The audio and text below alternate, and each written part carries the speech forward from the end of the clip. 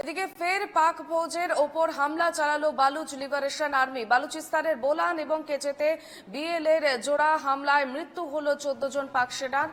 জোড়া হামলায় দায় স্বীকার করে নিয়েছে বালুচ লিবারেশন আর্মি এবং দুর্নিয়ন্ত্রিত আইডির সাহায্যে পাক ফৌজের একটি ট্রাকের ওপর আক্রমণ চালায় বিএলএ। বিস্ফোরণে ছিন্নভিন্ন হয়ে যায় ট্রাকটি। ঘটনাস্থলে মৃত্যু হয়েছে 14 জন সেনা।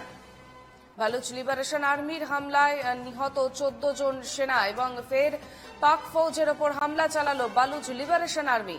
বালুচিস্তানের বোলান এবং কেচেতে বিএলএর জোড়া হামলায় মৃত্যু হলো 14 জন পাক সেনা। আমরা আবারও যাব আমাদের প্রতিনিধি বাসবের কাছে। বাসব, বালুচিস্তানের বোলান এবং কেচেতে বিএলএর জোড়া হামলা এবং মৃত্যু হয়েছে 14 জন পাক সেনা। হ্যাঁ, এটা একটা ঘটনা যে বালুচিস্তান গোটা পাকিস্তান থেকেই আলাদা থাকতে চায়।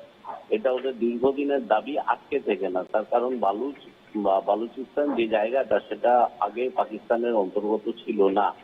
তো কিছুদিন আগে আমরা পেয়েছি বালুচিস্তান আর্মি, তাদের একটা নিজস্ব আর্মি বলে তারা। বালুচিস্তান আর্মি তারা পাকিস্তানের একটা সেনাবাহিনীর ট্রেন হাইজ্যাক করে নিয়েছিল। পরে পাকিস্তান সেনা যেভাবেই হোক সেটাকে ফেরত আনে।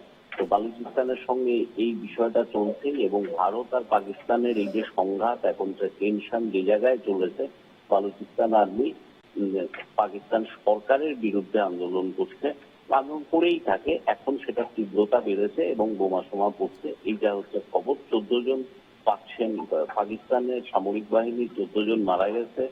বোলানে হয়েছে এই অ্যাটাক।